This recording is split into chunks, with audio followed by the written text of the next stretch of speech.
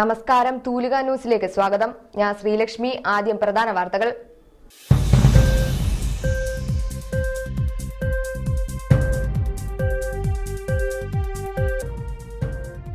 ആശുപത്രി കിടക്കയിൽ നിന്നും പോളിംഗ് ബൂത്തിലേക്ക് സ്ഥാനാർത്ഥി. ഉടുതുണിയും പണിയായുധവുമായി കൊട്ടാരക്കരയിലെത്തിയ കൊടിക്കുന്നിലിനെ വളർത്തിയത് താനാണെന്നും ബാലകൃഷ്ണപിള്ള. എക്സൈസ് വകുപ്പിന്റെ മിന്നൽ പരിശോധന. കഞ്ചാവിന്റെ ചില്ലറ വിൽപ്പനക്കാരൻ പിടിയിൽ.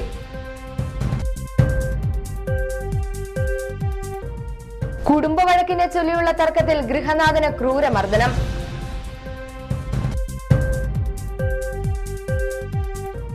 കൊല്ലം കോർപ്പറേഷൻ UDFന് അനുകൂലമായ സാഹചര്യമാണെന്ന് RSP നേതാവ്.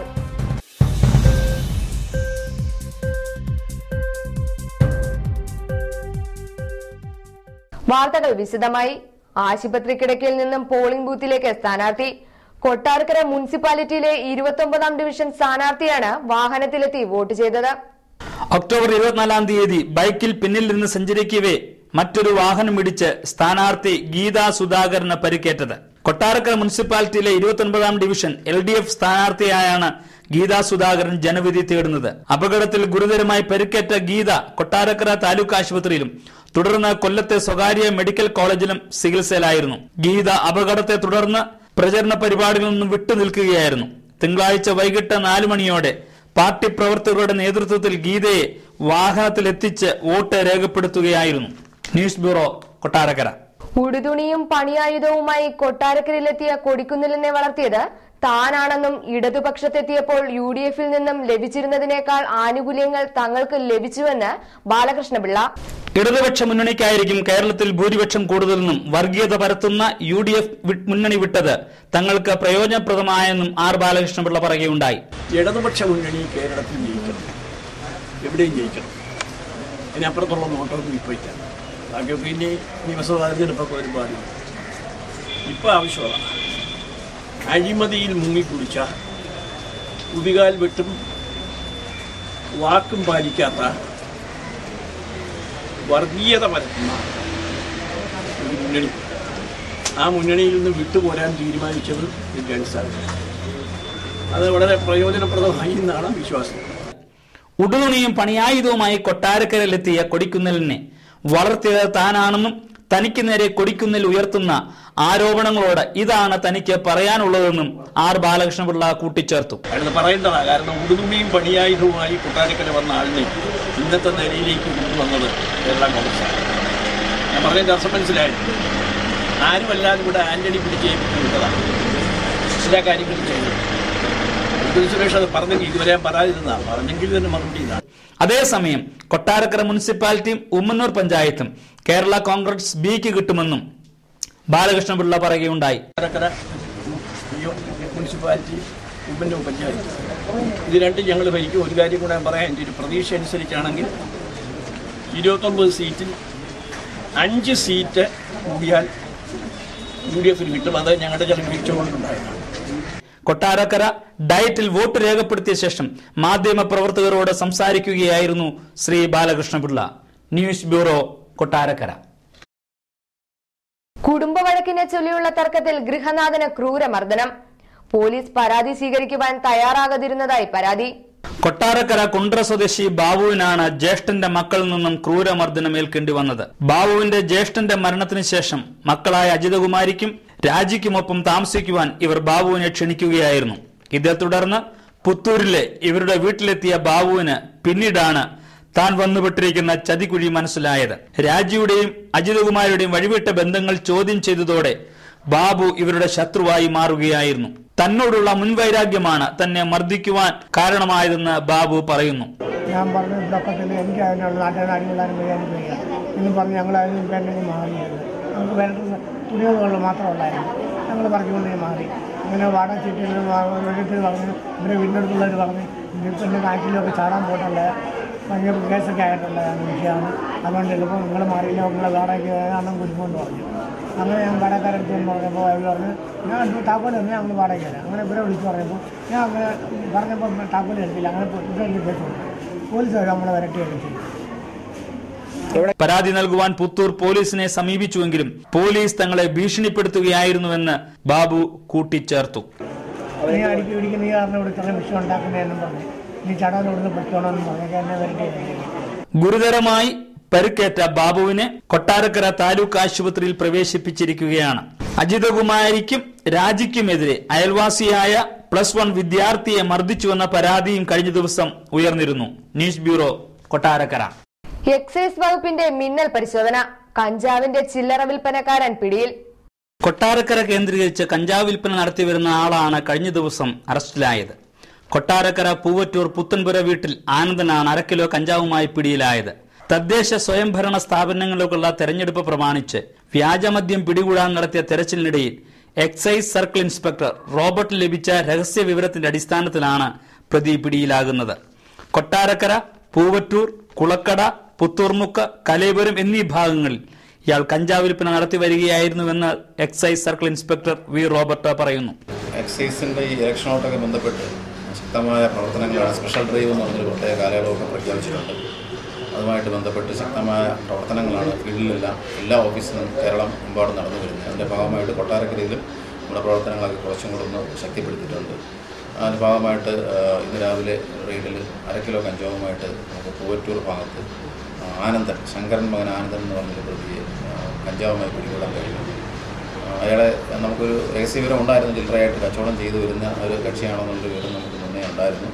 അതിൻ്റെ ബേസിൽ ഞങ്ങളുടെ ഷാഡോ എക്സൈസിൻ്റെ ഒരു ടീമിനെ നിയോഗിക്കുകയും അയാളുടെ നീക്കങ്ങൾ കഴിഞ്ഞ 2 മാസമായിട്ട് നമ്മൾ രഹസ്യമായിട്ട് നിരീക്ഷണം നടത്തി വരികയായിരുന്നു. തമിഴ്നാട്ടിൽ നിന്നും കേരളത്തിലേക്ക് എത്തിക്കുന്ന കഞ്ചാവ് 200 രൂപയുടെ പൊതികളിലാക്കി വിൽക്കുകയായിരുന്നു പ്രതിയുടെ രീതി. Excise inspector S. Sasikumar, excise ഓഫീസർമാരായ ജയകുമാർ, റെജിമോൻ, സന്തോഷ് കുമാർ എന്നിവരടങ്ങുന്ന സംഘമാണ് പ്രതിയെ പിടികൂടിയത്. വോട്ടെണ്ണൽ പൂർത്തിയാകും വരെ പരിശോധനകൾ കർശനമാകുമെന്ന് എക്സൈസ് സംഘം അറിയിച്ചു. News bureau, Kottarakkara. Kollam corporation UDF-ന് അനുകൂലമായ സാഹചര്യമാണെന്ന് RSP നേതാവ്. മുഖത്തല ഊമേനല്ലൂരിൽ വോട്ട് രേഖപ്പെടുത്തിയ ശേഷം തൂലിക വാർത്തയോട് സംസാരിക്കവെയാണ് RSP നേതാവ് അസീസ് ഇക്കാര്യം അറിയിച്ചത്. കൊല്ലം കോർപ്പറേഷനിൽ UDF-ന് അനുകൂലമായ സാഹചര്യമാണ് നിലനിൽക്കുന്നതെന്നും കോർപ്പറേഷന്റെ ഭരണം UDF-ന് ആയിരിക്കുമെന്നും പറഞ്ഞ അസീസ് മറ്റു പഞ്ചായത്തുകളിലും സ്ഥിതി മറിച്ചായിരിക്കില്ലെന്നു കൂടി കൂട്ടിച്ചേർത്തു. തീർച്ചയായിട്ടും കൊല്ലം ജില്ലയിലെ പ്രത്യേകിച്ച് കൊല്ലം കോർപ്പറേഷൻ ഇത്തവണ UDF പിടിക്കും, ഒരു സംശയവുമില്ല. അതുപോലെ തന്നെയാണ് മഹാഭൂരിപക്ഷം പഞ്ചായത്തുകൾ. മയ്യനാട് പഞ്ചായത്ത് തവണ UDF ഭരിക്കും. പാർട്ടി അണികൾക്കൊപ്പം എത്തിയാണ് അസീസ് വോട്ട് രേഖപ്പെടുത്തിയത്. ന്യൂസ് ബ്യൂറോ, കൊല്ലം. ധാർമ്മികതയുടെ പേരിൽ തന്നെ രാജിവെപ്പിച്ച ഉമ്മൻചാണ്ടി അതേ ധാർമ്മികത അഴിമതി കാട്ടിയതിന്റെ പേരിൽ ആരോപണ വിധേയനായ ധനകാര്യ വകുപ്പ് മന്ത്രിയോട് കാണിക്കുന്നില്ലെന്ന് KB ഗണേഷ് കുമാർ MLA.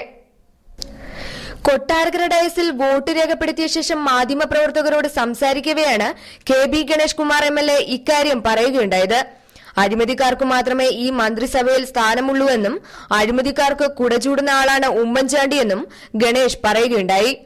ഈ മന്ത്രിസഭയിൽ ലക്ഷ്യം അഴിമതിക്ക് കുടചൂടുന്ന ആളാണ് ഉമ്മൻചാണ്ടി UDF. അതാണ് അവരുടെ ഏറ്റവും വലിയ നിലവാര തകർച്ച എന്ന് പറയുന്നത്. അവർ കച്ചവടം, ഇത് മുഴുവൻ ഒരു നിങ്ങൾക്കെല്ലാം കാണുന്നതായിരുന്നു. KP വിശ്വനാഥനും തനിക്കും R ബാലകൃഷ്ണപിള്ളയോടും ധാർമ്മികത പറഞ്ഞ് രാജിവെപ്പിച്ച ഉമ്മൻചാണ്ടി മാണിയുടെ കാര്യത്തിൽ മാത്രം ആ ധാർമ്മികത കാട്ടിയില്ലെന്ന് ഗണേഷ് ആരോപിക്കുന്നു.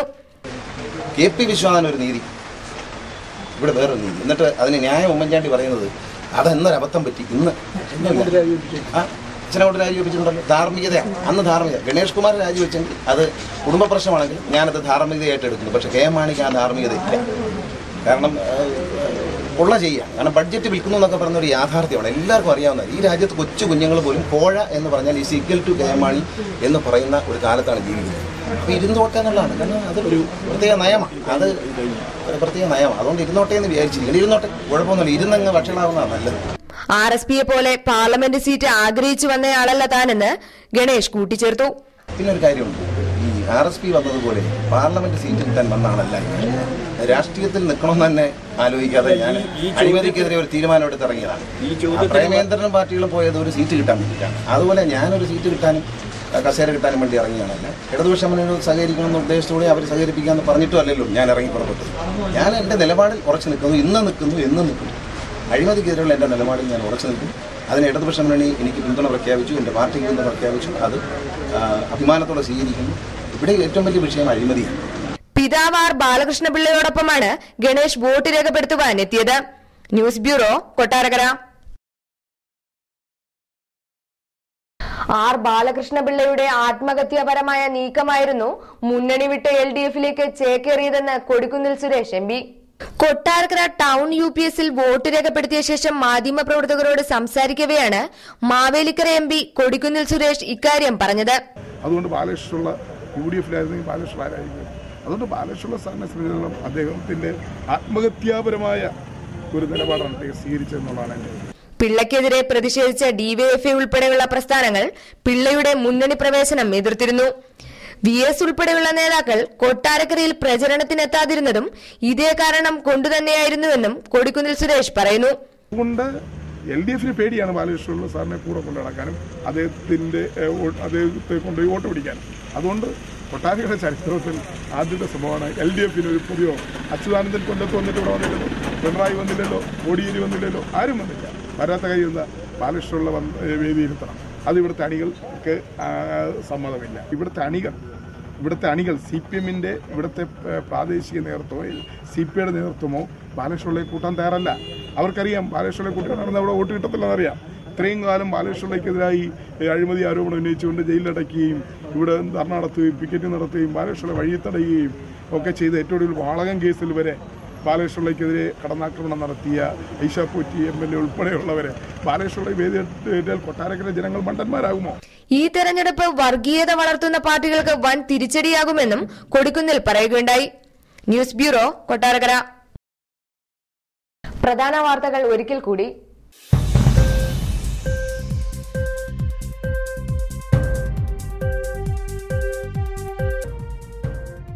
ആശുപത്രി കിടക്കയിൽ നിന്നും പോളിംഗ് ബൂത്തിലേക്ക് സ്ഥാനാർത്ഥി.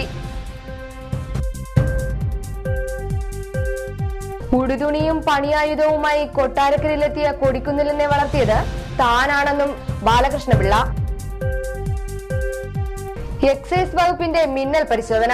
കഞ്ചാവിന്റെ ചില്ലറ വിൽപ്പനക്കാരൻ പിടിയിൽ.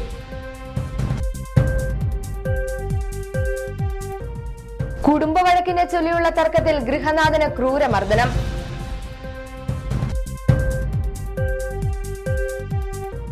കൊല്ലം കോർപ്പറേഷൻ UDFിന് അനുകൂലമായ സാഹചര്യമാണെന്ന് RSP നേതാവ്. ഇതോടെ ഈ വാർത്താ ബുള്ളറ്റിൻ ഇവിടെ പൂർണ്ണമാകുന്നു. കൂടുതൽ വാർത്തകൾക്കും ദൃശ്യങ്ങൾക്കും ഞങ്ങളുടെ വെബ്സൈറ്റ് സന്ദർശിക്കുക. നമസ്കാരം.